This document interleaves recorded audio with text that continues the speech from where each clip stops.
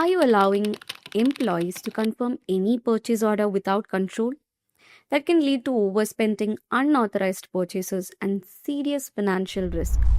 In this video, I'll show you how to confirm or configure purchase order approval in Odoo 19 step by step and explain how it protects your business.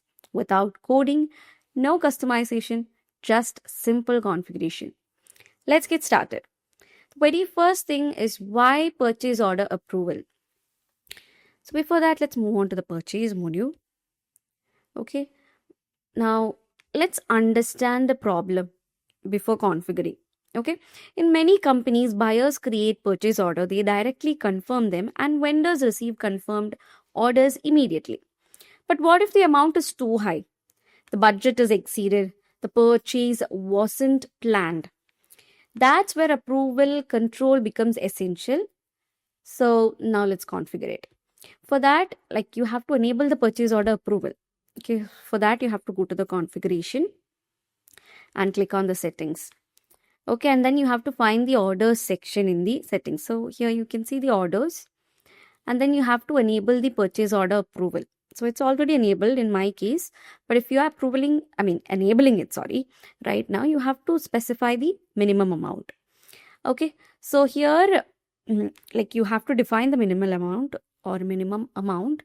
For example, if I enter 50,000 here, this means any purchase order which is coming above 50,000 cannot be confirmed directly. It must first be approved by an authorized manager. Okay, so I'm keeping it as 5,000 itself.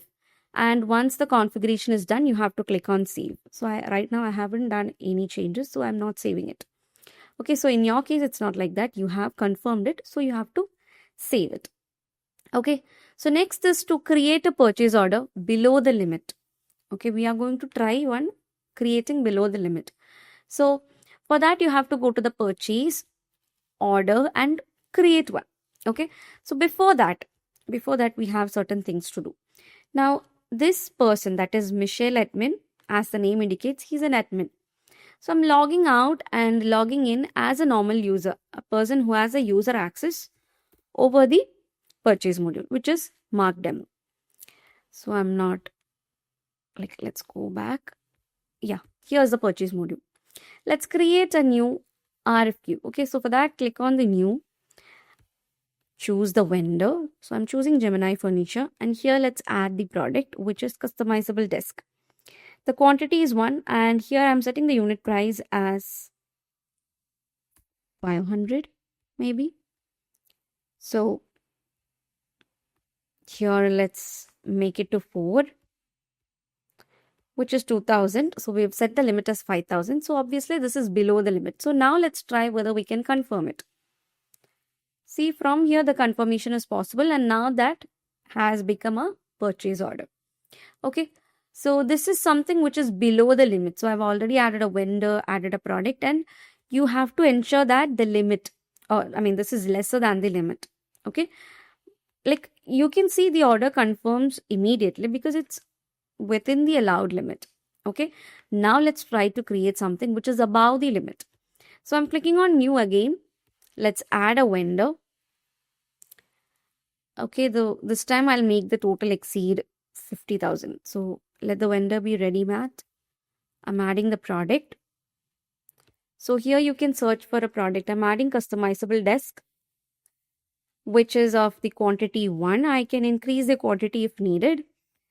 So let it be 10. So now the limit has exceeded. Mine was 5,000. Now this has become 5,750. Okay, so now let me try confirming it. So I have confirmed it, and you can see it's in the status to approve. It's not yet a purchase order. Okay, instead it shows a request approval option. Okay, so this ensures high value purchases are reviewed before being finalized. So this is not yet finalized. Next step is the approval by the manager. So now I'll switch the user to a purchase manager access. So I'll do one thing, log out and log in as the other person, which is Michelle admin logging in. And the next step is to approve it, right? So only users with proper rights can actually approve the orders. So now if you take a look at the RFQ on top, you can see the one which we've created right now on the status to approve. So let's open this. Okay. So once you open this, you can see the approve order button has come. So open that particular purchase order which is pending and the approve button is here. So click on approve. Now the purchase order can be confirmed. So you can see this is confirmed and this creates proper accountability. Okay. So the system records who approved, when it was approved, and the order history, and everything is traceable. So that's how you can confirm it with the help of an admin. Now I'll show you the different user roles. Okay, so for that we'll go to the settings. So here we have the settings, and under which we have the user and company. So go to user and company. Then let's choose the users. So from here you can open a user. I'll open Michelle admin. Okay, so under the purchase access, you have to make sure you have the sales. See, in the supply chain, you can see the purchase. So there are 3 different accesses over here, which is no access, user access, and administrator access. So if this person is having administrator access, means this person can confirm the approvals. Okay. If this person is having user access, means he cannot confirm the approvals and all. He can just create it, and there should be another manager who can have this approval access and all.